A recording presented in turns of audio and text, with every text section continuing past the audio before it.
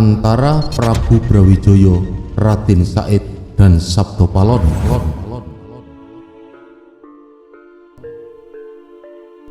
Sedulur-sedulurku, inilah cerita legenda lama dari leluhur tanah Jawi, berupa kebudayaan spiritual supaya engkau menjadi orang yang utama berbudi pekerti luhur. Pertahankanlah budi pekerti sebagai jati diri bangsa kita, karena sifat inilah warisan leluhur bumi Nuswantara sejak ribuan tahun yang lampau. Alkisah, siang itu di sekitar mata air puncak Gunung Lawu, ada sesosok manusia paruh baya sedang membasuh mukanya di mata air tersebut. Ialah Prabu Kertabumi atau Prabu Brawijaya V yang ditemani oleh abdi setianya bernama Sabdapalon dan Noyokinggong. Dan inilah legenda awal janji yang menjadi harap akan datang kembali. Tiba-tiba entah dari mana awal tiba langkah tersebut. Sang Prabu berkata, "Said, untuk apa engkau menghampiriku? Apakah ada maaf untuk seorang anak merebut tahta ayahnya untuk tanah Jawa ini demi suatu kepercayaan?" Said menjawab dan bersujud, "Ampun Gusti Prabu, hamba diutus putra Paduka untuk mencari dan mengucapkan sembah sujud kepada Paduka dimanapun bertemu." Beliau memohon ampun atas kekhilafannya sampai lancang merebut tahta Paduka, terlena oleh nafsu yang tidak tahu tata krama ingin menduduki tahta pemerintah Mojopahit agar disembah rakyat dan abdi kerajaan.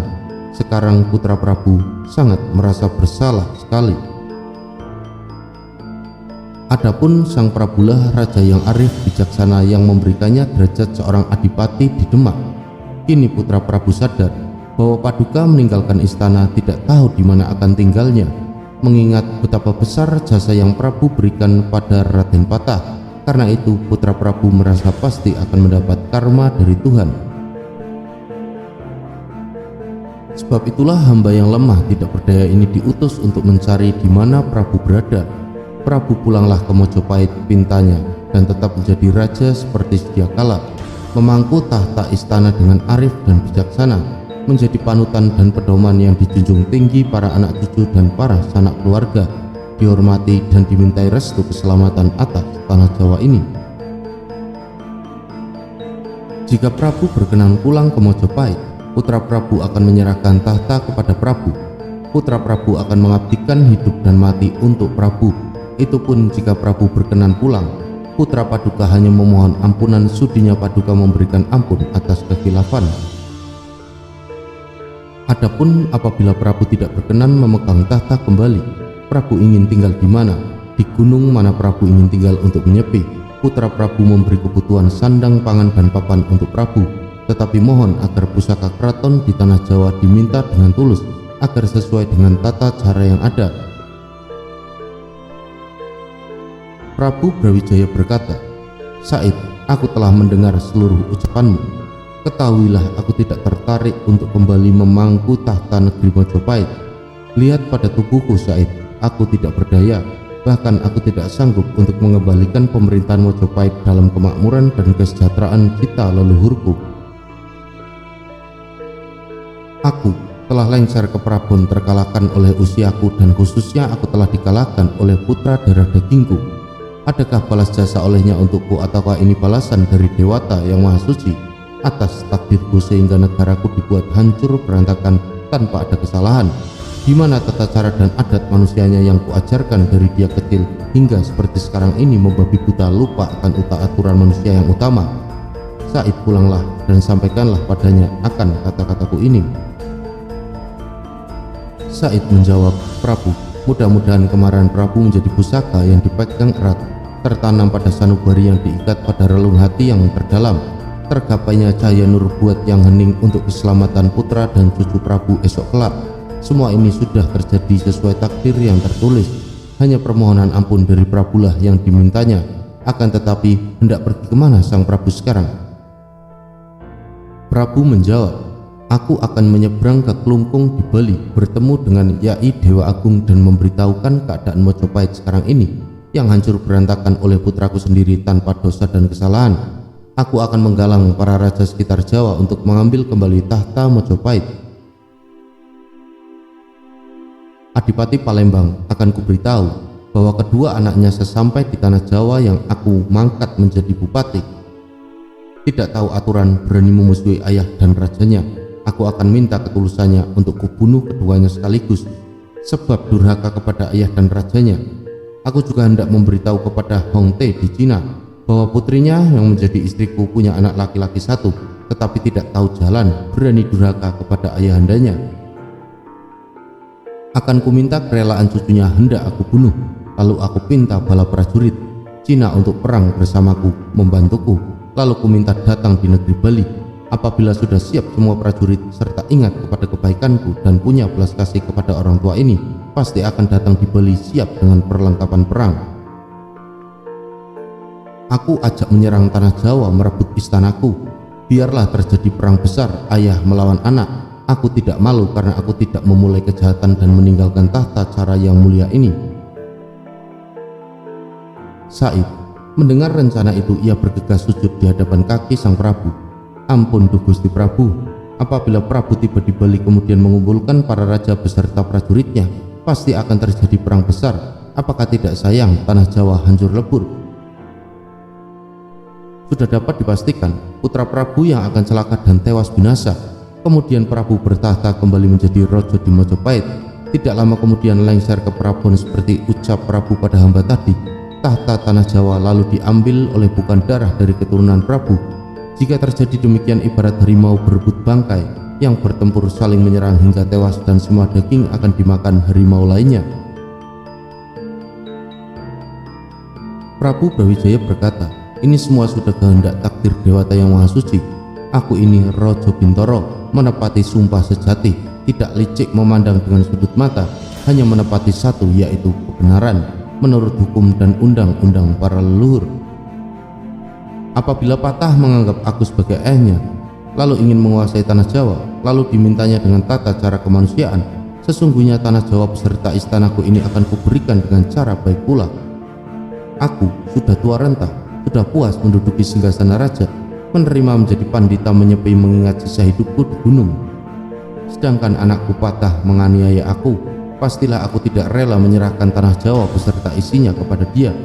Bagaimana pertanggungjawabanku kepada leluhur atas rakyatku di akhir hidupku nanti?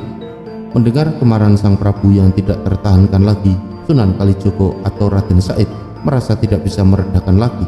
Maka kemudian beliau menyembah kaki sang Prabu sambil menyerahkan kerisnya dengan berkata, apabila sang Prabu tidak bersedia mengikuti saran hamba, maka hamba mohon agar dibunuh di tempat ini, karena akan malu mengetahui peristiwa perang besar ini terjadi. Prabu Brawijaya berkata, Said, duduklah dahulu, kupikirkan baik-baik, kupertimbangkan saranmu benar dan salahnya, baik dan buruknya, karena aku khawatir apabila kata-katamu itu bohong belaka. Ketahuilah Said, seandainya aku pulang ke Mojopahit, Patah menghadap kepadaku, mengajar dan menggurui aku agar ikut dalam keyakinannya karena punya ayah Buddha yang keyakinannya berbeda dengannya. Lalu aku menolaknya dan di kemudian hari karena malunya lupa sehingga aku ditangkap, disiksa, disuruh menunggu pintu belakang bagi Buddha istana, diwajibkan pagi sore bersujud sembahyang. Apabila aku tidak tahu hukum tata caranya kemudian dicuci di kolam, digosok dengan rumput yang kering. Coba pikirkan Said, apakah aku tidak tersiksa dengan semua ini? Tubuhku yang tua ini selalu bersujud lalu direndam dan digosok oleh rumput yang kering. Said menjawab dengan senyumnya, mustahil jika demikian Prabu, hamba yang akan tanggung. Hamba yakin tidak akan ada tega putra Prabu melakukan itu terhadap Prabu. Hanya masalah keyakinan, terserah kehendak Prabu, karena semua itu adalah hidayah dari Yang Maha Agung. Namun lebih baik jika Prabu berkenan mengerjakan syariat Rasulullah, mengucapkan asma Allah dan mengucapkan 2 kalimat syahadat. Akan tetapi jika Paduka tidak berkenan, itu tidak masalah. Itu hanya soal keyakinan yang dipertanggungjawabkan oleh kita sendiri. Pedoman kaum muslim itu syahadat, meskipun sholat sepanjang waktu jika belum paham akan makna syahadat itu juga tetap bukan muslim namanya. Prabu Brawijaya bertanya, apa itu syahadat dan sholat Said? Apakah cara melakukannya sulit? Said menjawab, asyhadu alla ilaha illallah wa asyhadu anna Muhammadar Rasulullah. Aku bersaksi bahwa tiada Tuhan selain Allah dan aku bersaksi bahwa Muhammad utusan Allah.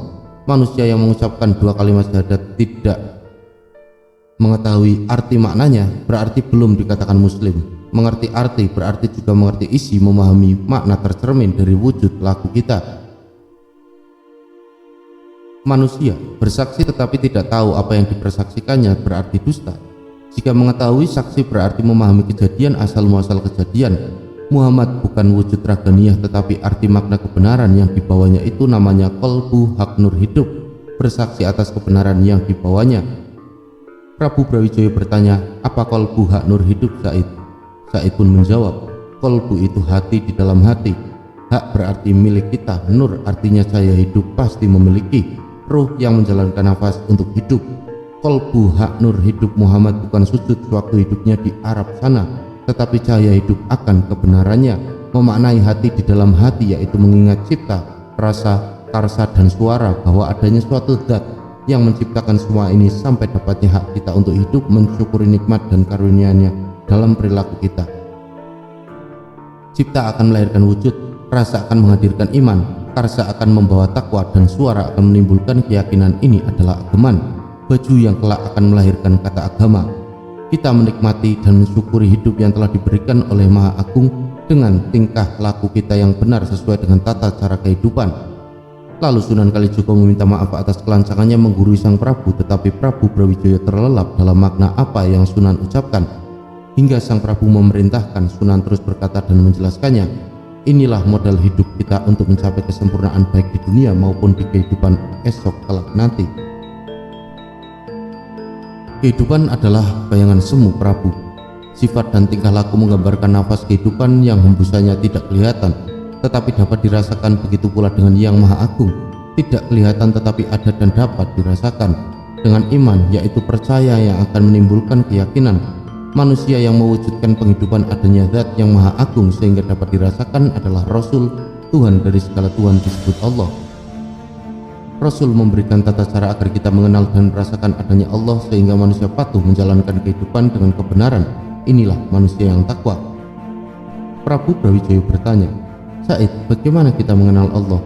Inilah saat pertama kalinya Prabu Brawijaya menyebut nama Allah yang dibarengi dengan sambutan petir yang menggelora, dan bagaimana cara menyembahnya. Said menjawab dengan tersenyum, tubuh ini sesungguhnya adalah bayangan yang suatu saat akan hancur bersama tanah.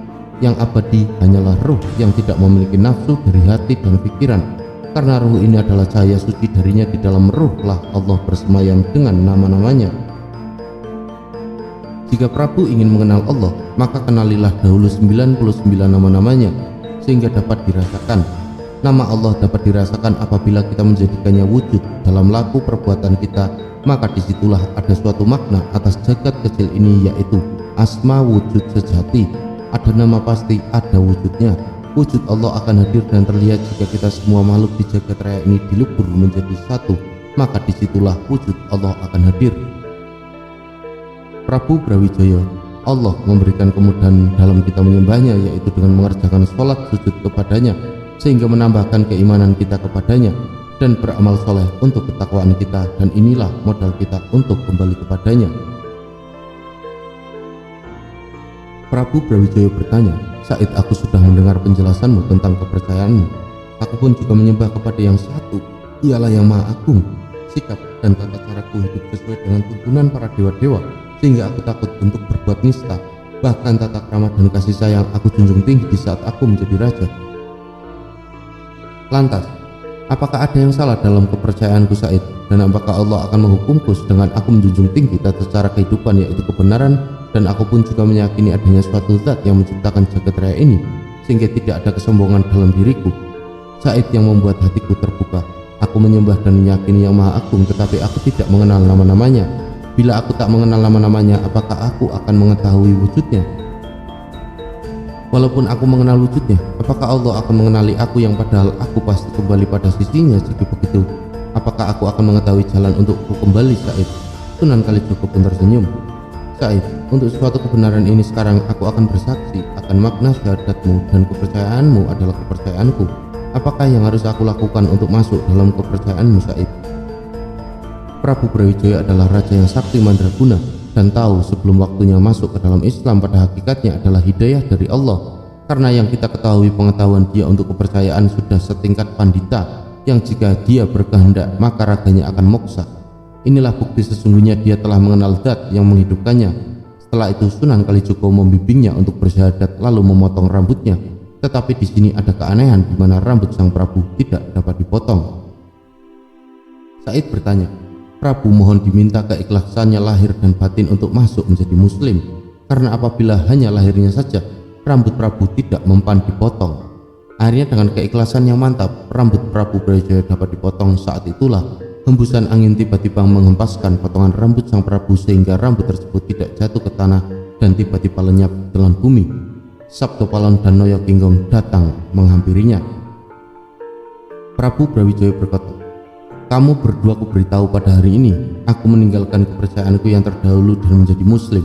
Aku sudah menyebut nama Allah yang sejati. Kalau kalian mau ikutlah bersamaku. Kalian berdua ku ajak masuk menjadi muslim dan meninggalkan Buddha untuk mengenal nama yang benar. Sabto Palon menjawab, hamba ini Ratu Dang yang menjaga tanah Jawa. Siapa yang bertahta menjadi asuhan hamba, mulai dari leluhur Prabu dahulu, Sang Wiku Manumonoso, Sakutrem dan Bambang Sakri, turun-temurun sampai sekarang hamba mengasuh raja-raja Jawa. Hamba jika ingin beristirahat hingga 500 tahun lamanya. Selama hamba beristirahat selalu ada peperangan saudara, memusuhi saudaranya sendiri yang serakah membunuh manusia bangsanya sendiri. Sampai sekarang umur hamba sudah 2000 lebih 3 tahun dalam mengasuh raja-raja Jawa. Tidak ada yang berubah kepercayaannya. Sejak pertama menempati agama Buddha, baru Prabu yang berani meninggalkan pedoman leluhur tanah Jawa. Iman artinya percaya, patuh berarti takwa. Kalau mencari untuk namanya berarti nafsu, akan membuat celaka musnah paduka kelak, kata Sabto Palon yang kemudian disambut halilintar bersahutan. Prabu Brawijaya berkata, aku sudah niat dan sebagai raja yang bintoro pantang untuk aku menarik perkataanku kembali. Pintaku, apakah kalian bersedia menyebut syahadat dan Allah sejati untuk menjadi masuk muslim? Dengan sedih Sabto Palon menjawab, Prabu masuklah sendiri. Sejak awal dibangunnya kehidupan ini, hamba sudah meyakini adanya zat yang menciptakan jagat raya ini. Hamba pun juga ikut andil dalam menciptakan isinya. Apakah ada yang salah dalam kepercayaan hamba? Yang dari dahulu hingga sekarang ini hamba menjaga tanah Jawa dengan tata cara kemanusiaan selalu hamba junjung tinggi. Bahkan suara hamba pun dapat menjadi panutan dan pedoman bagi umat di tanah Jawa ini. Hamba yang menggelar tatanan Raja Jawa sehingga raja dipatuhi ucapannya, dihargai mahlike perwujudan yang maha agung di dunia dan diminta restu keberkahan dan keselamatan untuk tanah Jawa ini. Apakah ada yang salah dengan pergelaranku yang sejak dahulu mengajarkan umat di tanah Jawa ini menyembah kepada zat yang agung dan berperilaku budi pekerti? Apakah ada yang salah untuk sifat luhur ini yang membuat tanah Jawa tenang, tentram, bahkan sejahtera? Sejak dahulu hamba sudah tauhid, dan dari pertama hamba diciptakan hamba sudah muslim. Dan adakah kata makna lain dari tauhid dan muslim? Prabu, ingatlah tanah Jawa sudah tauhid, di mana menyembah kepada yang maha agung dan patuh kepada tata cara kehidupan sehingga tidak ada perpecahan dan mencelakai terhadap sesamanya. Dan apakah aku akan mengikuti bangsa Arab yang tidak tahu tata cara kehidupan manusia dan menyembah bukan kepada yang maha agung yang selalu mendustai utusan yang diutus kepadanya, sedangkan ia selalu memohon agar diturunkan utusan kepadanya, setelah turun maka didustainya pula? Apakah aku akan mengikutinya sedangkan aku lebih murni dahulu mengenal nama-namanya? Bahkan keyakinan dan kepercayaanku karena melihat bukti dan perwujudannya bukan kata nenek moyangku, karena aku yang pertama menggelar jagat raya ini, tetapi aku bukanlah yang maha agung. Apakah Prabu lupa Adam adalah saudaraku? Dari Adamlah lahirlah Rasul dan darikulah lahirlah Raja Tanah Jawa. Dan adakah perbedaan untuk keduanya akan pengutusannya? Coba Prabu pikirkan kata-kataku tadi. Prabu Brawijaya berkata, aku hanya ingin kembali kepada asal. Raga akan hancur bersama tanah, karena ini semua adalah fana dan jiwa akan kembali ke pemilik jiwa. Sabto Palon menjawab, Prabu butuh petunjuk jalan yang terang. Inilah jalan yang ditunjukkan oleh Yang Maha Agung, bila tidak Prabu akan tersesat nanti. Jiwa memiliki hati dan pikiran penyeimbangnya adalah nurani, sebagai perasa akan kebesarannya untuk meyakini dan mempercayai keberadaannya sehingga timbul iman dan takwa kita. Inilah wujud nur raga yang sejati yang menuangkan dengan perilakunya sesuai tata cara kehidupan. Inilah sarana persujudan kita untuk menyentuh titik dalam titik kepada zat pencipta alam semesta ini, yang akhirnya akan menemukan kepasrahan jati diri kita dalam kematian. Raga akan lebur bersama hati dan pikiran. jiwa yang akan abadi bersama nurani yang menunjukkan jalan kepada kita untuk abadi kepada Yang Maha Pencipta. Karena jiwa yang ada pada manusia adalah cahaya suci yang diberikan Yang Maha Agung dan akan kembali dalam bentuk yang suci pula. Inilah asal muasal kejadian bagi manusia yang berpikir agar menemukan jalan yang terang untuk kembali kepadanya, sehingga jiwa dan raganya akan abadi selamanya. Prabu Brawijaya berkata, keyakinanku mengikuti kebenaran. Sabdo Palon menjawab, inilah petunjuk dari Yang Maha Tahu. Keyakinan tidak berdasarkan pengetahuan itu namanya ikut-ikutan. Kebenaran tanpa menyaksikan asal muasal kejadian itu namanya dusta. Keyakinan dari nenek moyang kita yang pada dasarnya sudah ada tata caranya, kita hanya mengikuti saja, tetapi tanpa dasar ilmu akan pemaknaannya, tidak ada, itu namanya palsu. Keyakinan berdasarkan pemaknaan dan pengertian untuk diri kita sendiri dan melakukan perbuatan sesuai tata cara kemanusiaan itu namanya petunjuk. Bila keyakinan yang dipegangnya merasa paling benar sehingga mengkultuskannya, ini namanya merugi. Ingatlah Prabu, keyakinan akan kebenaran timbul dari hati kita dan hanya untuk diri kita sendiri, secara takdirnya akan dinilai oleh manusia pada lainnya. Inilah yang akan diminta pertanggungjawabannya. Prabu Brawijaya berkata, aku akan meninggalkan rogoh dengan sempurna. Sabdo Palon menjawab, itu adalah nafsu. Manusia lalai akan perbuatan dan janjinya, itulah takdir akan kehidupan manusia. Ketika kepasaran akan datangnya kematian, sertailah dengan kepercayaan yang mantap kepadanya dan kepatuhan kita dalam perilaku kemanusiaan. Ini akan membawa kita ke dalam kekosongan yang di dalamnya terdapat isi dari segala isi. Janganlah mencari kesempurnaan, karena kesempurnaan adalah kekosongan yang sejatinya adalah milik Yang Maha Suci.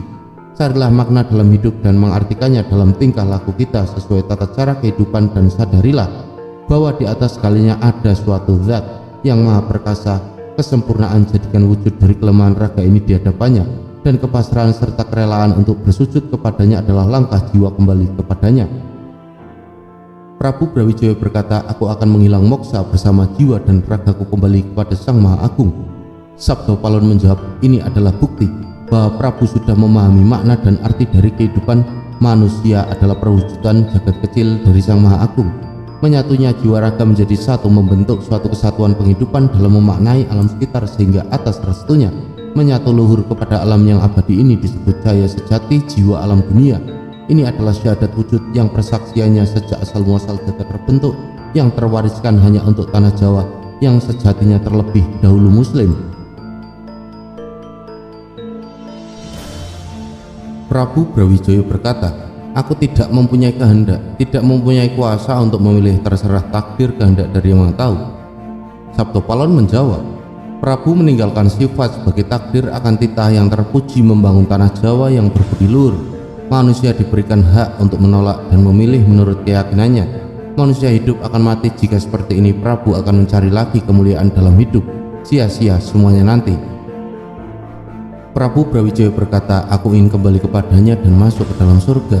Sabdo Palon berkata, Prabu akan kembali kepada Yang Maha Suci. Sesungguhnya jiwa kita ini adalah bagian kecil dari cahaya kesuciannya yang pada takdirnya akan kembali kepadanya.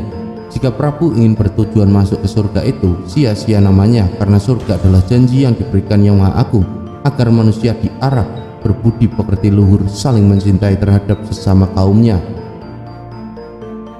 Manusia akan menjalankan tugasnya dengan kemantapan. Bila berdasarkan imbalan itu, namanya celaka.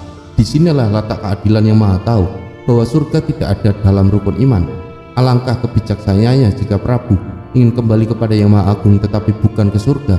Biarlah surga menjadi janji dalam pembentukannya, karena surga bukan tujuan dari iman kita. Apakah Prabu tidak menyadari sesungguhnya gambaran surga telah wujud di tanah Jawa ini? Tetaplah Prabu menjalankan hidup sesuai tata cara kehidupan dan bersujudlah menyembah Yang Maha Agung, karena ini akan menjauhkan kita dari kenistaan dunia dan menjaga raga dari kotoran dunia. Ketahuilah, jiwa kita akan kembali dengan sendirinya untuk menyatu pada zat yang maha suci ini. Sudah ditakdirkan, jiwa akan kembali kepada Sang Pemberi jiwa yang suci, dan jiwa yang ada pada raga kita adalah cahaya sebagian kecil dari kesuciannya. Yang kotor hanyalah raga karena memiliki nafsu. Walaupun raga ini kotor, tetapi jiwa yang di dalamnya akan selamanya suci. Inilah gambaran hidup untuk mengenal Yang Maha Agung wujudnya. Hanya cahaya sebuah nama yang dapat menghancurkan jagat raya ini. Akan tetapi jika seluruh jagat raya kehidupan ini dilebur dan jiwanya berkumpul menjadi satu, maka disitulah wujud asli dari Yang Maha Agung akan nampak kelihatan. Tidak ada satupun makhluk yang memiliki cahaya wujudnya. Ketahuilah, bila itu terjadi maka hancurlah jagat raya ini. Prabu, peganglah erat kata-kataku ini, tetaplah menjunjung tinggi tata cara kehidupan yang berbudi pekerti luhur, dan bersujudlah kepada Zat yang Maha Agung, karena ini adalah modal manusia menghadapi kematian dengan kepasrahan agar nampak jalan yang terang untuk kita kembali. Peganglah ini Prabu, agar kelak manusia tanah Jawa tidak menyembah Zat yang Maha Agung hanya untuk masuk ke dalam surga. Lalu Noyo Genggong berkata, agar Prabu Brawijaya sadar bahwa tanah Jawa sejatinya sudah muslim. Awal mula kiblat 4, yaitu timur, wetan, barat kulon, selatan kidul, dan utara lor adalah demikian. Wetan gambaran wiwitan asal manusia mewujud, kulon gambaran bopo kekelon, kidul gambaran istri didudul di tengah perutnya, lor gambaran lahirnya jabang bayi. Tanggal pertama purnama, tarik sekali tenunan sudah selesai.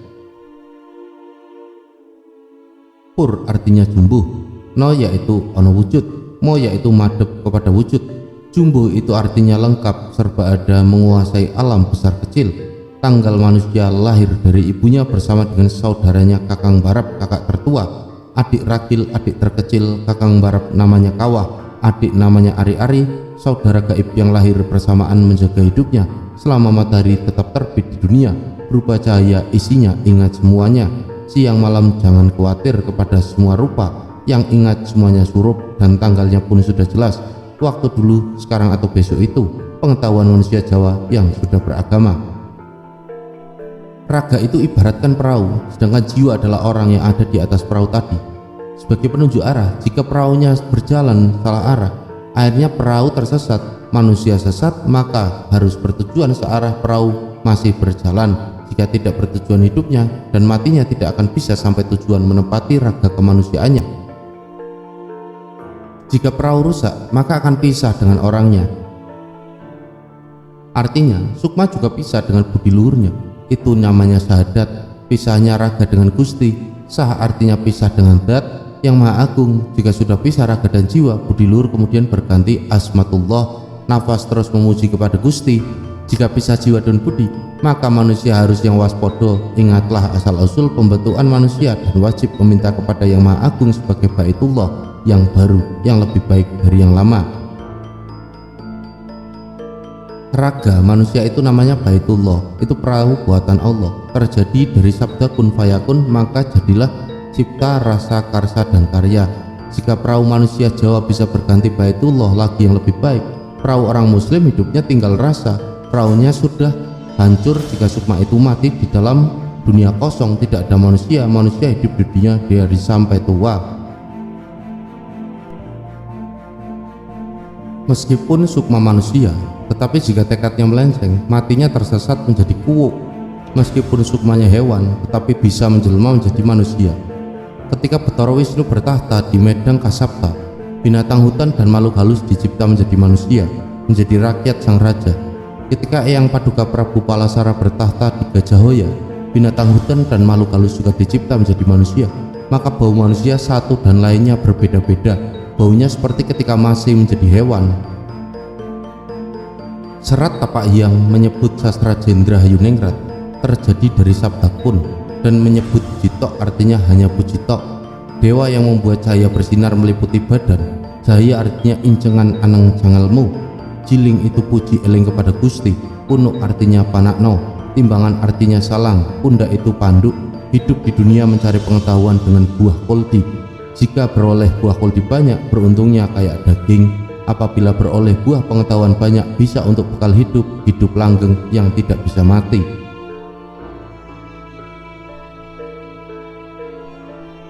Tepak artinya tepo toponiro, walikat walikaning urip, ulo-ulo ulotono, laleren gegermu kang linggir. Sungsum artinya sungsungenan, labung waktu dewa menyambung umur. Alam manusia itu sambungan, ingat hidup harus ingat mati. Lempeng kiwo tengen artinya tekad yang lahir batin, purwo benar dan salah, baik dan buruk. Baitullah artinya lihatlah batin satu, yang lurus kiblatmu, kiblat utara benar satu. Tengen artinya tengenan kang terang, di dunia hanya sekedar memakai raga, tidak berbuat, tidak memakai. Kiwo artini rogo isi kahuwa kekajengan, tidak wenang mengukuhi mati. Demikian itu bunyi serat tadi. Jika Prabu mencela, siapa yang membuat raga? Siapa yang memberi nama? Hanya yang satu suara. Jika Prabu mencaci, Prabu tetap kafir, celaka mati Prabu. Tidak percaya kepada takdir Gusti dan murtad kepada leluhur Jawa semua. Menempel pada besi kayu bata menjadi iblis penunggu tanah. Jika Prabu tidak bisa membaca sasmito yang ada di badan manusia, mati Prabu tersesat seperti kuuk. Adapun jika membaca sasmito yang ada pada raga tadi dari manusia menjadi manusia, disebut dalam serat Anbiya, Kanjeng Nabi Musa, waktu dahulu manusia yang mati dikubur kemudian bangun lagi hidupnya ganti roh baru menempati raga yang baru. Inilah makom Rasuli Rasul. Sabdo Palon menambahkan, jika Prabu memeluk Muslim, manusia Jawa tentu kemudian Muslim semua. Badan halus hamba sudah tercakup dan manunggal menjadi tunggal. Lahir batin jadi tinggal kehendak hamba saja. Adam atau wujud bisa sama. Jika saya ingin mewujud, itulah wujud hamba, yaitu cahaya Adam. Bisa hilang seketika lalu bisa mewujud dan bisa menghilang kembali. Raga hamba ini dari unsur cahaya. Badan hamba seluruhnya punya nama sendiri-sendiri. Coba Prabu tunjuk badan hamba Sabdo Palon. Semua sudah jelas, tetapi tidak jelas sampai tidak kelihatan Sabdo Palon di hadapan Prabu. Tinggal asmo meliputi badan karena ada suara. Tidak muda, tidak tua karena sudah takdirnya. Tidak mati, tidak hidup. Inilah hukum kehidupan. Hidupnya tenang dalam matinya. Inilah kesempurnaan yang matinya menyatu dalam hidupnya langgeng selamanya. Prabu Brawijaya bertanya, di manakah wujud Allah yang sejati? Sabdo Palon menjawab, yang berbarengan dengan Naya Genggong. Tidak jauh, tidak dekat. Prabu bayangannya. Prabu wujud sifat suksma zatullah, sifat sejati tunggal budi pekerti, panutan hidup tanah Jawa. Dan rogo Prabu adalah wujud asma Sang Maha Agung. Semua ini adalah satu dan tidak terpisah, juga tidak terkumpul tetapi saling berkaitan. Prabu itu raja mulia dan bijaksana, tentunya tidak akan ada dusta kepada kata-kata hamba ini. Prabu Brawijaya berkata kembali, apakah kalian tidak mau mengikutiku masuk menjadi seorang muslim? Sabdo Palon menjawab, jangan salah mengartikan kepercayaan Prabu. Keyakinan dan kepercayaan sesungguhnya diciptakan satu. Kembalilah kepada dasar asal muasal keyakinan Prabu untuk pindah, tidak sebab semuanya sama. Kenapa Prabu mengucap syahadat tidak bertanya hamba dahulu, sedangkan Prabu sudah mengetahui makna dan artinya? Apakah Paduka lupa akan nama hamba? Hamba Sabdo Palon. Sabdo artinya kata-kata, Palon kayu pengancing kandang, Noyo artinya pandangan, Genggong artinya langgeng tidak berubah. Jadi bicara hamba ini suatu kebenaran bisa dijunjung untuk pedoman orang tanah Jawa, langgeng abadi selamanya. Prabu Brawijaya berkata, bagaimana ini aku sudah mengucapkan kalimat syahadat, sudah disaksikan oleh Said. Bila aku menarik ucapanku kembali, aku akan mendapatkan malu, bisa ditertawakan oleh langit dan bumi. Sabdo Palon menjawab, semua sudah terlanjur Prabu jalankan. Jalankan saja sendiri, hamba tidak ikut-ikutan. Said berkata, ampun Prabu, jangan memikirkan yang tidak-tidak, karena menjadi muslim itu sangat mulia. Ini sebagai bukti akan hidayah yang Prabu peroleh dari Allah. Lihat bagaimana sumber mata air ini. Jika air dari sumber ini bisa berbau wangi, itu pertanda bahwa sang Prabu sudah mantap masuk ke dalam muslim. Tetapi apabila baunya tidak wangi, itu pertanda jika sang Prabu masih berpikir kepercayaan yang lama. Sunan Kalijogo kemudian mengheningkan ciptas ketika air sumber menjadi wangi. Lalu Sunan Kalijogo berkata kepada sang Prabu, seperti yang sudah dikatakan bahwa sang Prabu nyata sudah mantap menjadi muslim karena air sumbernya baunya wangi. Sabdo Palon berkata kepada sang Prabu, itu kesaktian apa? Kesaktian kencing hamba kemarin sore dipamerkan kepada hamba. Seperti anak-anak saja. Jika hamba melawan kencing hamba sendiri, malu namanya. Prabu bisa dijerumuskan bila mempercayainya. Hendak menjadi jawan, suka menurut dan suka ikut-ikutan. Tanpa bunuh hamba asuh, hamba sungguh malu kepada langit dan bumi. Malu mengasuh manusia bodoh tidak mengetahui makna kehidupan. Hamba hendak mencari asuhan yang satu hati.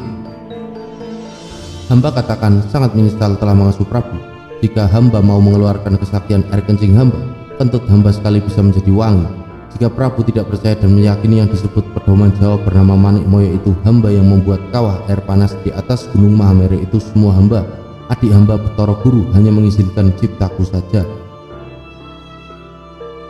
Ingatlah Prabu, pada waktu dahulu tanah Jawa gonjang-ganjing, besarnya api di bawah tanah gunung-gunung hamba, kentut di puncaknya pun kemudian berlubang. Apinya banyak yang keluar, maka tanah Jawa kemudian tidak bergoyang karena kupatok sangganya pada gunung Tidar. Maka timbullah gunung-gunung tinggi, puncaknya keluar apinya serta ada kawahnya berisi air lahar dan kawah dingin.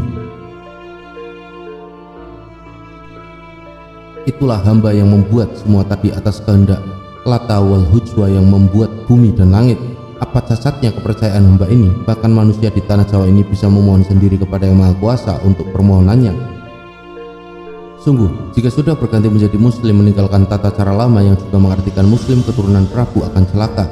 Jawa tinggal Jawan artinya hilang, suka ikut bangsa lain dan menurutinya bagai dicucuk di dunia besok. Harus diperintah oleh orang Jawa yang mengerti untuk mengembalikan pada tata cara yang murni. Coba Prabu saksikan, bulan depan bulan tidak kelihatan, biji mati tidak tumbuh, ditolak oleh Yang Maha Agung. Walaupun tumbuh hanya kecil saja, hanya untuk makanan burung, padi seperti kerikil. Karena semua ini Prabu yang salah, hanya menyembah nama, tidak mengetahui hakikat sebenarnya. Prabu saksikan besok tanah Jawa berubah udaranya, tambah panas jarang hujan, berkurang hasil bumi karena keserakahan, banyak manusia suka menipu. Lalu banyak manusia berani bertindak nista dan suka bersumpah palsu. Hujan salah musim membuat bingung para petani. Sejak hari ini hujan sudah berkurang sebagai hukuman. Banyak manusia berganti kepercayaan yang pada dasarnya ikut-ikutan saja, tidak berdasarkan hidayah dan tidak mengetahui makna dan arti dari kepercayaan yang dipilihnya. Besok apabila sudah bertaubat, ingat kepada tata cara kemanusiaan yang berbudi pekerti luhur dan kembali mau makan buah pengetahuan. Yang Maha Agung kemudian memaafkan hujan kembali seperti zaman dahulu. Hal ini disebut zaman berbangkit. Sang Prabu mendengar kata-kata Sabto Palon dalam batin merasa sangat menyesal karena telah memeluk Islam dan meninggalkan agama lama yaitu Buddha. Lama beliau tidak berkata. Kemudian ia menjelaskan bahwa masuk Islam itu karena terpikat kata istrinya Putri Cempa yang mengatakan bahwa orang muslim itu kelak apabila mati masuk surga yang melebihi surganya orang kafir. Sabto Palon berkata sambil meludah, sejak zaman nenek moyang Prabu, bila laki-laki menurut perempuan pasti akan sengsara, karena perempuan itu utamanya sebagai pelengkap kehidupan untuk menurunkan turunan kita, tidak berwenang mengajarkan kehendak. Sabto Palon banyak-banyak mencaci sang Prabu. Kami celah Prabu juga sudah tidak ada gunanya, karena sudah terlanjur tanpa dasar ilmu ikut keyakinan orang. Sekarang hanya satu pintaku, masihkah tetapkah niatmu? Ingatlah bangsa yang dahulu menyembah berhala. Pada dasarnya diajarkan oleh Yang Maha Agung berupa kata-kata yang tertuang dalam kalimat, sehingga umatnya belajar memaknainya, barulah dia mewujudkannya dalam tingkah laku dia yang sesuai dengan tata cara kemanusiaan. Akan tetapi tidak untuk tanah Jawa yang dari awal penciptaannya menjunjung tinggi budi pekerti sebagai pedoman tata cara kehidupannya, sehingga kehidupan tanah Jawa ini sangatlah tentram dan sejahtera. Ingatlah ini sebagai pedoman yang dipegang erat agar turunanmu kelak tidak celaka, bahwa tanah Jawa dari zaman nenek moyangmu sudah mengakui adanya Zat yang Maha Agung dan berpedoman pada budi pekerti luhur sebagai tata caranya. Hal ini adalah sumpahku kepada Yang Maha Agung atas pembenaran penciptaan engkau kaum manusia untuk menjadikan pemimpin atas makhluk ciptaannya yang sejatinya menyalahkan iblis nafsuku pada asal muasal penciptaanmu yang menyatakan manusia adalah makhluk perusak. Tanah Jawalah yang esok akan menyalahkan pernyataan iblis bahwa manusia adalah makhluk perusak dari tanah Jawa yang membenarkan bukti bahwa Yang Maha Agung sangatlah benar menciptakan manusia sebagai pemimpin untuk makhluknya. Ingatlah Prabu, inilah asal muasal diciptakannya tanah Jawa. Prabu Brawijaya menjawab, aku sudah masuk menjadi muslim, sudah disaksikan oleh Syahid, sudah tidak bisa kembali kepada ajaran lama. Sabto Palon berkata berbarengan dengan Oya Ginggong berjalan menjauhi sang Prabu, aku hendak memisahkan diri kepadamu karena aku malu mengasuh raja yang bodoh yang tidak mengetahui dasar ilmu kehidupan dalam kepercayaan. Ini kelak akan menurun kepada anak cucumu yang hanya ikut-ikutan saja dan berlagak tahu atas ilmu keyakinannya sedangkan tidak mengetahui dasar dan makna akan maksud tujuannya. Prabu Brawijaya berkata dengan sangat sedihnya mengejar dan ingin memeluk keduanya. Pergi kemana kalian berdua, apakah tidak ada jalan lain untuk semua ini? Sabto Palon menjawab, tidak, hamba pergi, tetapi tidak ada berada di sini, hanya menempati namanya yaitu Semar, artinya meliputi sekalipun wujud, yang akan kembali 500 tahun lagi dan mengembalikan tanah Jawa pada tatanan awal, yaitu budi pekerti. Inilah penggelaran air dari sebuah cerita Mojopahit bagian kedua, yang akhirnya kedua menghilang bagai ditelan bumi. Prabu Brawijaya, sang Prabu bersumpah sambil meneteskan air mata, besok apabila ada orang Jawa tua maupun muda berpengetahuan las terhadap kehidupan sejagat raya ini, itulah yang akan diasuh Sabto Palon. Orang Jawa akan diajari tahu benar dan salah dan kembalikan Jawa yang berbudi pekerti sebagai tata cara kehidupannya. Kemudian berkata kepada Sunan Kalijogo, esok negara Belambangan gantilah nama dengan negara Banyuwangi agar menjadi pertanda kembalinya Sabto Palon ke tanah Jawa membawa asuhannya. Ketika cerita membuahkan makna dan arti dalam perjalanan kehidupan ini, sesungguhnya ada titik terang dalam mempertahankan budi pekerti yang luhur sebagai jati diri bangsa kita. Allah lah yang menciptakan alam semesta ini beserta isinya dengan berpasang-pasangan, dan maknailah penciptaannya dengan pikiran yang jernih, maka disitulah ada makna terpendam untuk menuju dunia baru. Pasangkanlah budi pekerti dengan iman dan takwa, maka disitulah terdapat asma wujud yang pasti dan membawa kita pada kehidupan yang abadi. Matur sembah nuwun dulur-dulurku telah menyimak, dan jangan lupa untuk bisa meninggalkan jejak-jejak di kolom komentar. Mugi rahayu sagung dumadi.